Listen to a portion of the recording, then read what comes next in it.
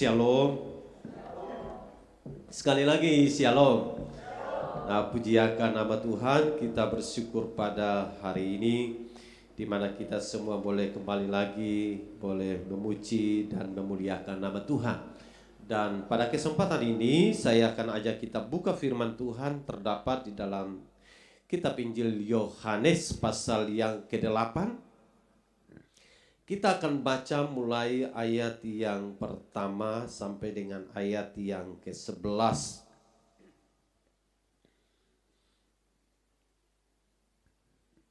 Mulai ayat 2 saja. Injil Yohanes pasal 8 ayat 2 sampai dengan ayat yang ke-11. Semua sudah dapat? Demikian bunyi firman Tuhan. Pagi-pagi benar ia berada lagi di bait Allah dan seluruh rakyat datang kepadanya. Ia duduk dan mengajar mereka. Maka ahli-ahli Taurat dan orang-orang Farisi membawa kepadanya seorang perempuan yang kedapatan berbuat zina. Mereka menempatkan perempuan itu di tengah-tengah, lalu berkata kepada Yesus, "Rabi, perempuan ini tertangkap basah ketika ia sedang berbuat zina. Musa dalam hukum Taurat memerintahkan kita untuk melempari perempuan-perempuan yang demikian. Apakah pendapatmu tentang hal itu?" Mereka mengatakan hal itu untuk mencobai dia, supaya mereka memperoleh sesuatu untuk menyalahkannya. Tetapi Yesus membungkuk lalu menulis dengan jarinya di tanah. Dan ketika mereka terus-menerus bertanya kepadanya, ia pun bangkit berdiri lalu berkata kepada mereka, "Barang siapa di antara kamu tidak berdosa, hendaklah ia yang pertama melemparkan batu kepada perempuan itu." Lalu ia membungkuk pula dan menulis di tanah. Tetapi setelah mereka mendengar perkataan itu, pergilah mereka seorang demi seorang mulai dari yang tertua. Akhirnya tinggallah Yesus seorang diri dengan perempuan itu yang tetap di tempatnya. Lalu Yesus bangkit berdiri dan berkata kepadanya, "Hai perempuan, di manakah mereka? Tidak adakah seorang yang menghukum engkau?" Jawabnya, "Tidak ada, Tuhan." Lalu kata Yesus, "Aku pun tidak menghukum engkau. Pergilah dan jangan berbuat dosa lagi mulai dari sekarang."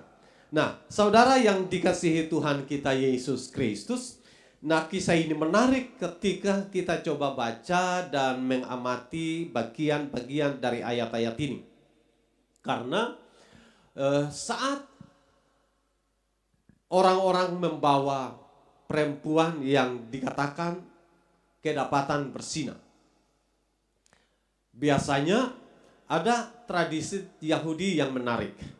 Kalau mereka yang berbuat zina, mereka yang belum punya pasangan, maka harus yang dihadirkan bukan perempuan. Yang harus dihadirkan adalah dua-duanya, baik laki-laki maupun perempuan. Tetapi dalam kisah ini menjelaskan buat kita bahwa tokoh lain selain perempuan, yaitu laki-laki yang dikatakan kedapatan berzina dengan perempuan ini tidak dihadirkan. Atau kata lain saya ingin katakan bahwa justru yang dibawa perempuan dan laki-laki tidak. Dan saya hanya bisa dapat menyampaikan sesuatu yang aneh atau keanehan sedang terjadi untuk membawa fakta bahwa ada seorang perempuan berzina kedapatan dan dibawa kepada Yesus. Namun dalam ayat-ayat ini kita juga temukan bahwa mereka sedang ingin mencobai Yesus sebenarnya. Tapi tentu cerita ini, kisah ini sedang menggambarkan kepada kita betapa luar biasanya hikmat Tuhan. Dia tidak terjebak dengan cara-cara yang kemudian ingin menjebak Yesus. Dia tidak terjebak dengan strategi yang kemudian ingin menyudutkan Yesus. Dia juga tidak terjebak dengan maksud-maksud jahat yang kemudian ingin agar supaya Yesus ada pada posisi terdesak.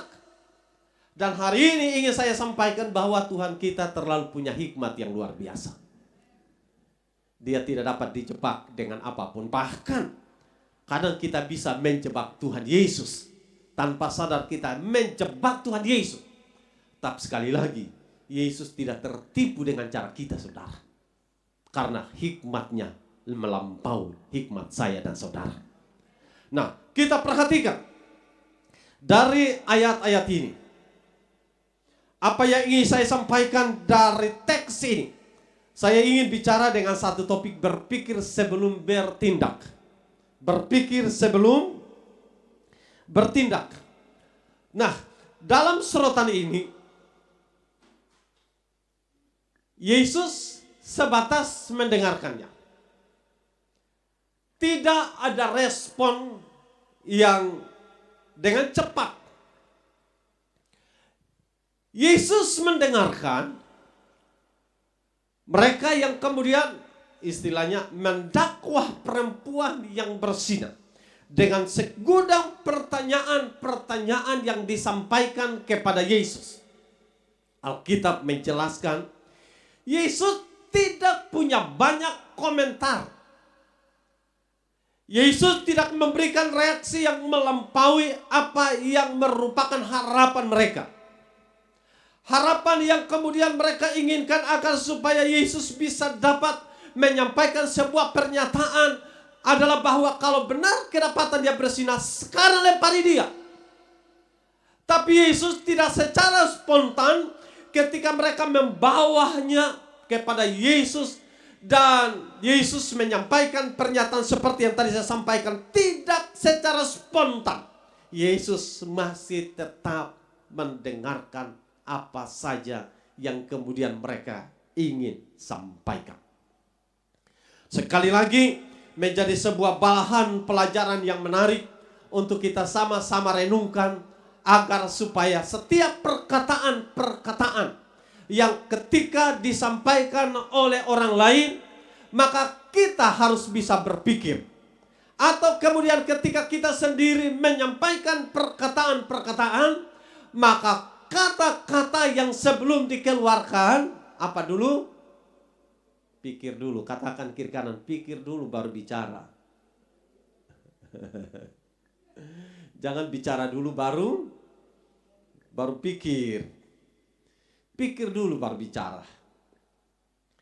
Nah, jadi sekali lagi ahli-ahli Taurat dan orang-orang Farisi dengan saya bisa katakan bahwa mereka ngotot. Mereka ngotot untuk katakan mempersembahkan perempuan yang bersinar ini kepada Yesus. Ini dia perempuan yang bersinar. Lalu mereka menyampaikan dalil dalam ayat yang ketiga. Ini dasar hukum mereka. Musa dalam hukum Taurat memerintahkan kita untuk melempari perempuan yang demikian.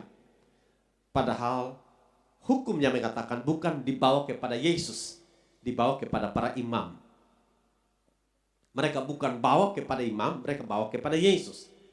Artinya bahwa hukumnya mengatakan bahwa Musa dalam hukum Taurat memerintahkan kita untuk melempari perempuan-perempuan yang demikian. Artinya bahwa mereka coba untuk belajar atau berusaha untuk memperkecil situasi ini dengan mengatakan Musa dalam hukum Taurat memerintahkan kita untuk melempari.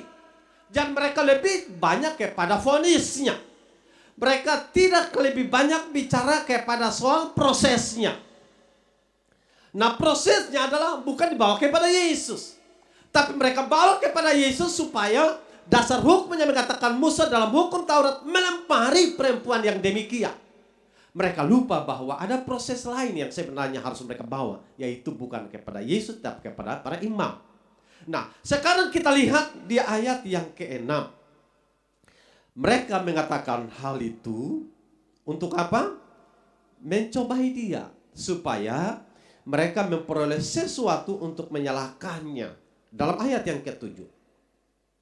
Tetapi, maafkan, dan ketika mereka terus-menerus bertanya kepadanya, ia pun bangkit berdiri lalu berkata kepada mereka, barang siapa di antara kamu tidak berdosa, hendaklah ia yang pertama melemparkan batu kepada perempuan itu. Dalam hikmat Tuhan, Yesus menyampaikan satu kalimat. Kalimat itu mematikan mereka. Kalimat itu membuyarkan semua rencana-rencana jahat. Kalimat itu membungkamkan semua rasa yang ingin mencobai dan menjebak Yesus. Dan ini terjadi hadir dari sebuah ketenangan seorang yang namanya Yesus.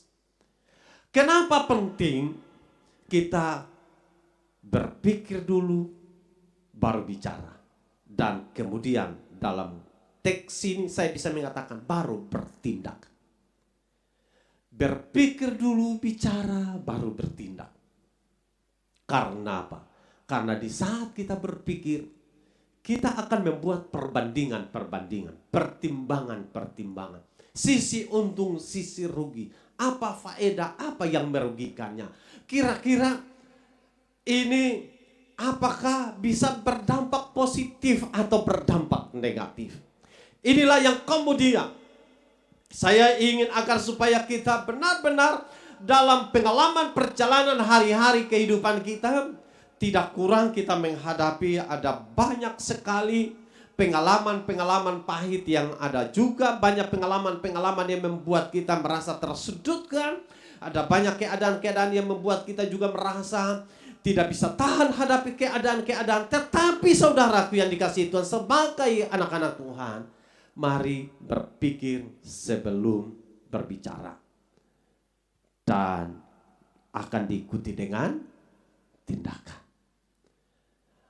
Karena di saat kita berpikir akan menghadirkan sebuah rasa di mana ketenangan. Dan selalu ketenangan itu membuat kita menjadi pribadi-pribadi yang akan tidak salah untuk bertindak. Nah, tentu dalam mengiring Tuhan, hubungannya terlalu banyak. Hubungannya terlalu banyak. Yang pertama yang ingin saya sampaikan, hubungannya dalam keadaan kita selaku umat Tuhan. Seringkali kita mudah terjebak dengan perkataan-perkataan orang. Berapa banyak di antara saudara yang cepat terpancing dalam perkataan-perkataan orang. Perkataan anak-anak kecil, ada yang kemudian kita mengatakan, anak baru seumur jagung mau bicara Kalau kemudian ada orang tua yang bicara, yang kepada yang lebih muda, katong mengatakan begini, tinggal beberapa hari so masuk kubur mau bicara lagi. Jadi seringkali pengalaman-pengalaman itu yang kemudian kita hadapi, juga kita bisa dengarkan pernyataan-pernyataan. Kalau kita pihak Yakobus banyak sekali menjelaskan tentang kata-kata atau fungsi tentang lidah.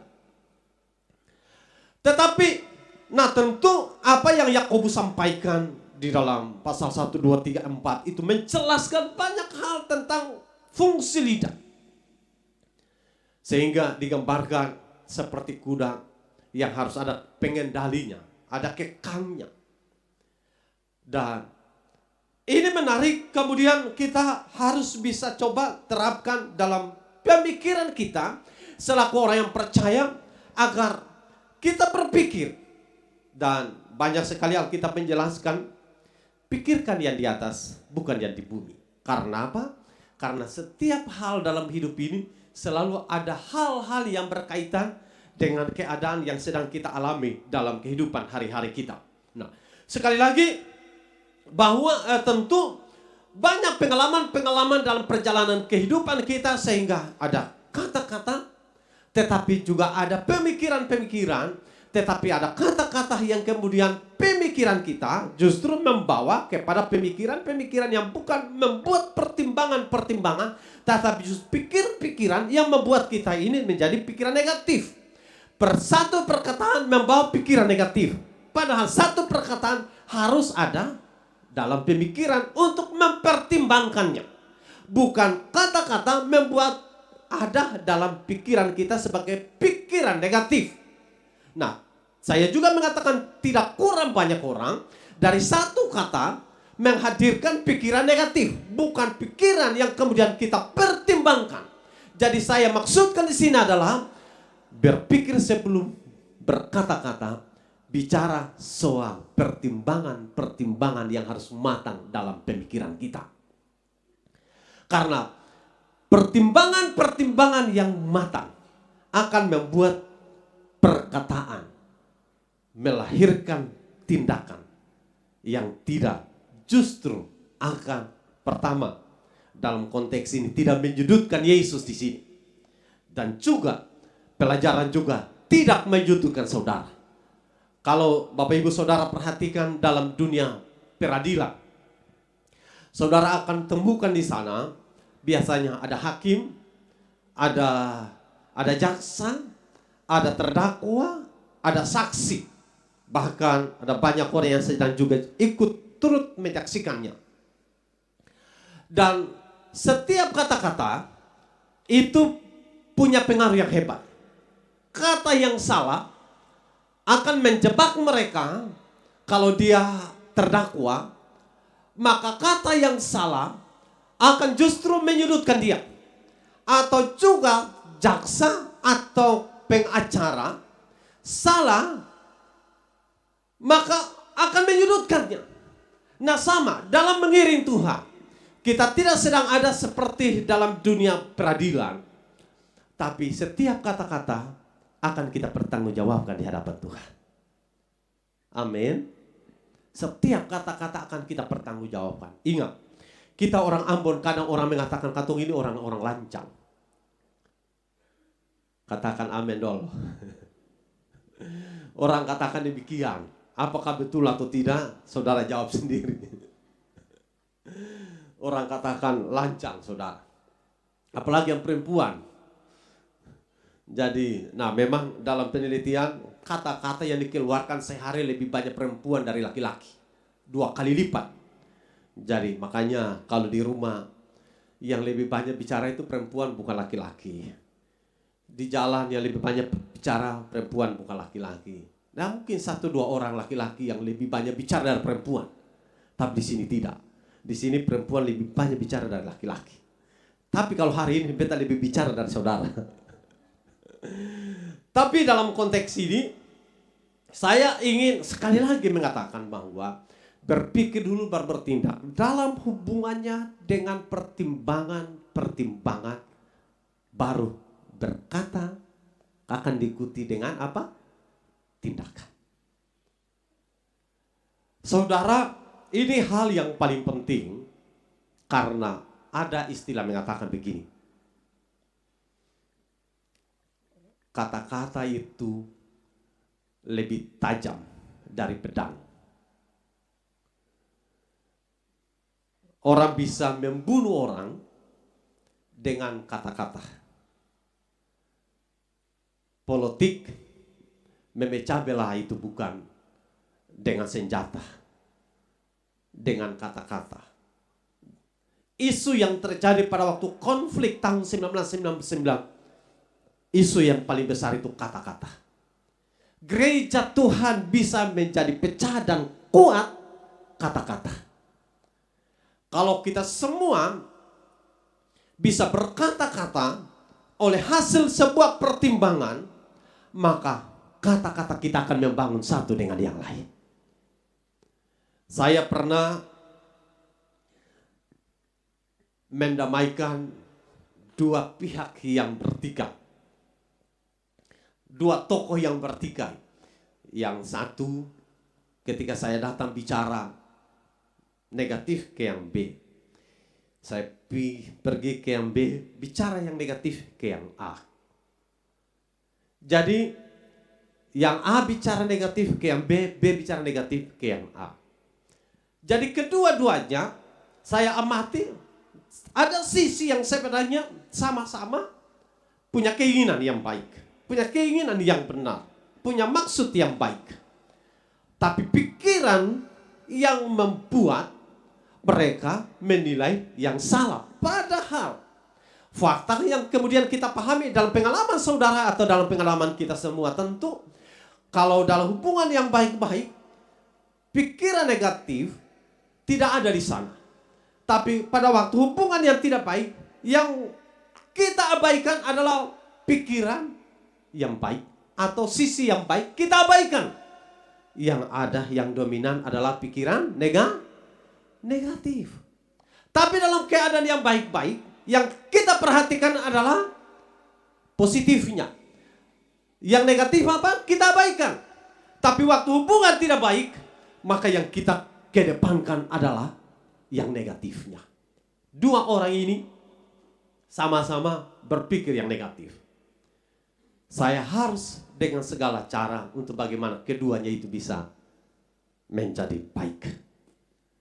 Saya tidak bisa sambung pikiran negatif dia yang saya dengar, sambung kepada si B. Apa yang disampaikan si A dengan kata yang negatif, saya dengar benar negatif. Tidak bisa sambung kepada yang B negatif. Yang si B menyampaikan yang negatif, perkataan yang negatif, saya sambung ke A yang negatif. Karena itu sama saja, saya mengadu domba. Saya punya cara yang tersendiri. Dan ending dari ceritanya, akhirnya keduanya menjadi baik.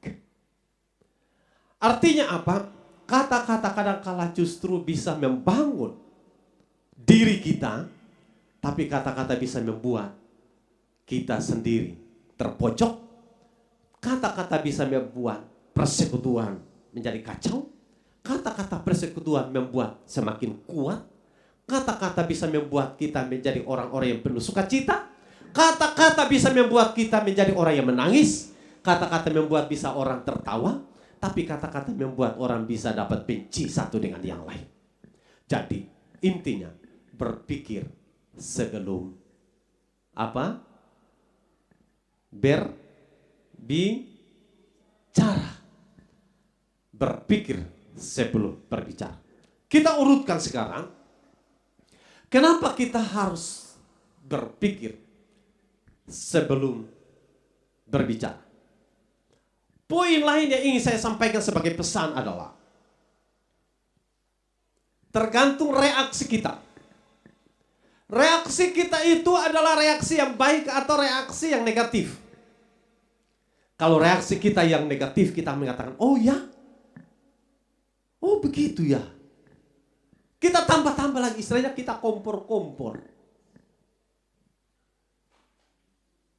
Nah, kadang-kadang itu terjadi.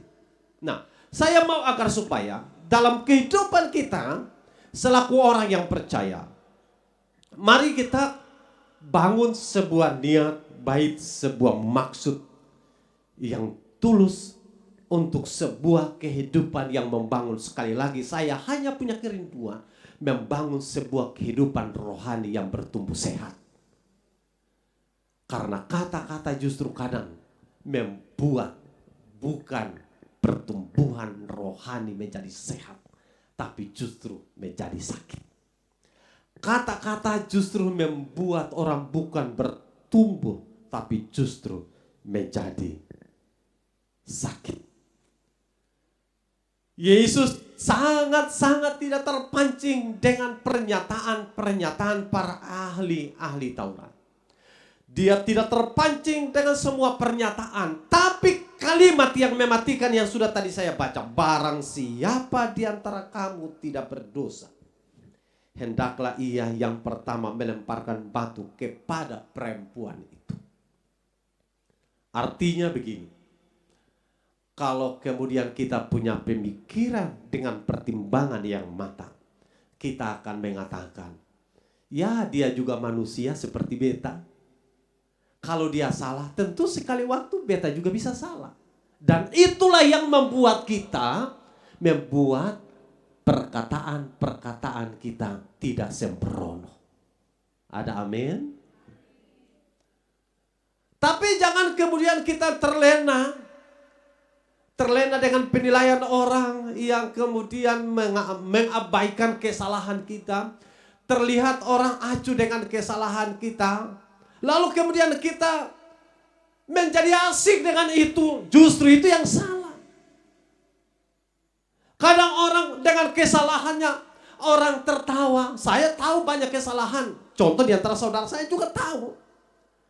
Tapi tidak secara spontan menjustifikasi, menghakimi, mendikte, bahkan membuat saudara terkesan saya ada satu bahasa yang menarik sebenarnya, saya lupa. Tapi saya tidak mau seakan-akan menyudutkan saudara pada posisi yang tersudut. Karena justru itu akan membuat saudara menjadi orang yang bahkan tidak akan bisa dapat bangkit berdiri dengan sebuah keyakinan untuk melepaskan sebuah kesalahan saudara. Nah, kebanyakan orang ketika tertawa, ketika terkesan orang tidak tahu, padahal ada tahu itu saudara. Dan dia enak dengan itu, kesalahannya, dia enak dengan kesalahannya. Saya mau beritahu, justru keramahan orang itu menyadarkan kita. Apa yang Yesus sampaikan ini kepada perempuan? Jawabnya. Ayat yang ke-10 dulu. Lalu Yesus bangkit berdiri dan berkata kepadanya, "Hai perempuan, di manakah mereka? Tidak adakah seorang yang menghukum engkau?" Ayat yang ke-11 katakan, jawabnya, "Tidak ada Tuhan." Lalu kata Yesus, "Aku pun tidak menghukum engkau. Pergilah dan jangan berbuat dosa lagi mulai dari sekarang." Jadi Yesus memberikan ruang kepada perempuan yang dianggap melakukan perzinahan. Dan Yesus mengatakan, "Aku pun tidak menghukum engkau. Pergilah dan jangan berbuat dosa lagi mulai dari sekarang."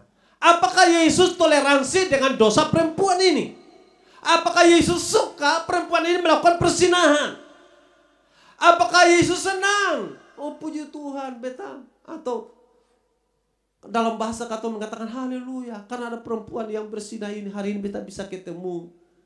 Dan apakah Yesus bangga dengan itu? Tidak.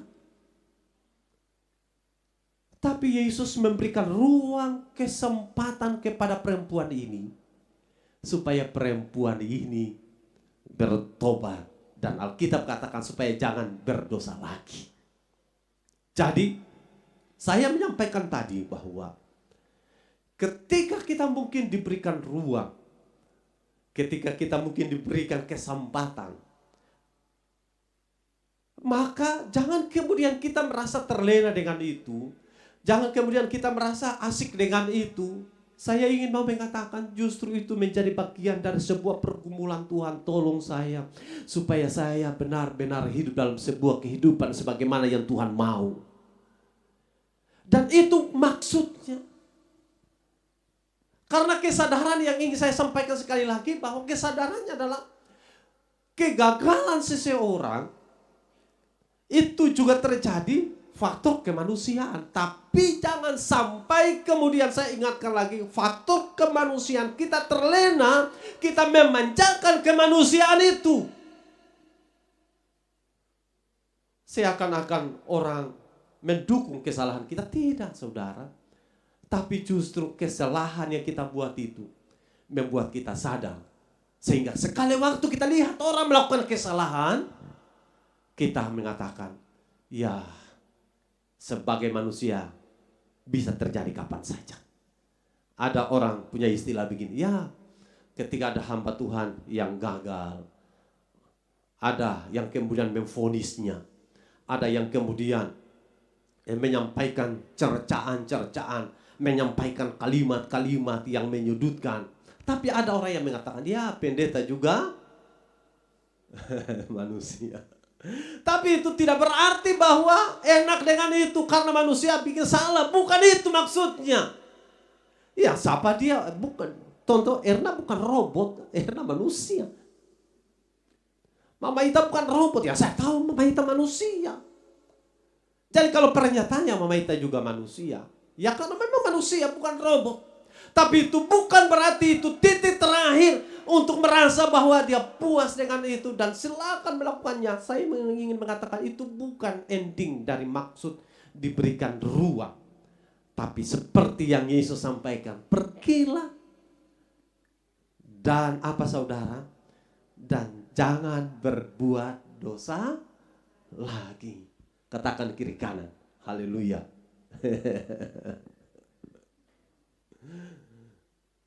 Mari pelayan-pelayan maju ke altar ini. Jadi berpikir. Karena kalau orang hanya menyampaikan perkataan-perkataan tanpa berpikir, seakan mereka adalah manusia yang sempurna. Ingat, dalam kegagahan kita, di sana ada yang namanya manusia. Amin.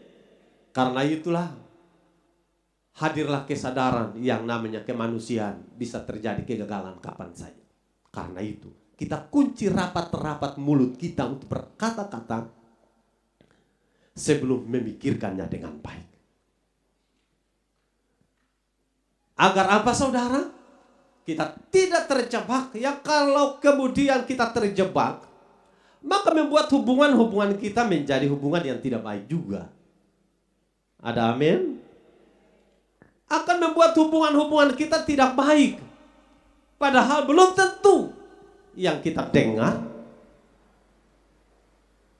belum tentu yang diinformasikan sama dengan apa yang ada di pikiran kita. Belum tentu, saudara. Nah, bagian ini sebelum saya akhiri, saya ingin menyampaikan. Gereja Tuhan hendaklah dibangun prinsip ini. Berpikir sebelum berbicara. Bangunlah budaya ini. Mari kita bangun di budaya ini. Kita lebih tajam dalam hal ini. Berpikir. Jadi ketika mungkin ada satu orang dengan kata-kata yang sangat panas buat saudara, buat saya, buat kita. Kita pikir dulu. Kalau dia bicara tanpa berpikir, entah bicara itu datangnya dari mana, di luar otak atau dari mana datangnya. Silakan, tapi kita yang menjadi pendengar, pikir sebelum kita responi. Satu kata bisa membunuh dia, saudara. Seperti yang Yesus sampaikan, tidak punya banyak komentar, tapi satu kalimat membuat mereka seperti apa? Seperti pasukan yang komandannya telah mati. Mereka lari tanpa ada suara. Yesus dalam pernyataannya, di manakah mereka? Tidak adakah seorang yang menghukum engkau? Tanpa ada suara, tanpa ada permisi, tanpa ada perkataan yang mengatakan Yesus maaf katong so salah. So menghadirkan dengan cara yang negatif, so menghadirkan dengan seorang perempuan yang mungkin juga saya katakan mungkin juga bukan perempuan berzina, atau kalau berzina kenapa laki-lakinya tidak ditangkap? Lalu keduanya dihadirkan kepada Yesus. Hanya perempuan, laki-laki dibebaskan. Tebang pilih namanya. Perempuan disudutkan. Kasihan juga. Lalu kemudian mereka sudah dihadirkan. Lalu kemudian mereka pergi juga tanpa permisi. Tuhan Yesus mohon maaf katong pergi juga katong salah. Tidak. Dan kadang-kadang ini juga terjadi. Katong salah tapi tidak menyampaikan pernyataan maaf juga, saudara. Katong enak dengan itu juga. Nah, jadi bagian ini ingin saya sampaikan agar supaya mari kita tajam di sini menjadi anak-anak Tuhan yang berpikir ini bukan pikiran ya, karena berpikir yang namanya pikiran itu beda dengan kata berpikir. Pikiran itu macam-macam hal yang ada di dalam otaknya, mau bertindak A, mau bertindak B, mau bertindak C, serba mengambang. Itu namanya pikiran. Akhirnya berjalan, so masuk got, baru tak kaget ternyata so masuk dalam got. Itu namanya pikiran. Tapi kalau orang berpikir itu, mereka mau membuat sebuah keputusan supaya tidak salah. Dan karena itu mereka membuat pertimbangan. Sisi ini baik, tidak, sisi ini baik, tidak. baru kemudian mengambil yang namanya perkataan yang kemudian saya tadi sambung, diikuti dengan tindakan. Jadi saya ingin agar supaya dalam gereja ini mari kita semua membangun sebuah budaya, dan saya percaya ini budaya yang baik. Kita pikir sebelum bicara. Apakah saudara mengatakan kalau makan bagaimana? Pikir dulu baru bicara. Nah, tentu ada kalau karena waktu kita terbatas, tapi kalau saya ingin mau mendetailkan bagian ini, tentu kasus-kasus tertentu kita pikirkan baru berbicara. Kasus Yesus ini adalah kasus yang tidak sembarangan, kasus untuk berbicara. Sama yang tadi saya sampaikan. Jangan sampai kemudian saudara menjadikan semua itu secara umum. Berarti kalau makan ini kita suruh orang makan, kita pikir dulu di depan meja makan. Semua kita dulu ini kita minta. Kalau ada tamu ini, kita suruh dia makan, kita pikir dulu. Itu bukan maksudnya. Ada kasuistik. Jadi kasus-kasus seperti yang tadi kita baca dalam kasus ini, itu hal-hal contoh ketika saudara dengar informasi, ketika saudara mendengarkan kata-kata orang, atau saudara yang berkata-kata buat orang lain, atau si A, B, C dan macam-macam, pikir sebelum bicara, supaya kita tidak terjebak dalam jebakan-jebakan Batman istilahnya. Nah, tentu ini hal yang baik. Saya ingin agar supaya dalam gereja ini kita menjadi orang-orang yang benar-benar jeli berbicara, karena itu lahir dari pertimbangan kita. Pertimbangan dasarnya adalah kemanusiaan, keterbatasan itu ada.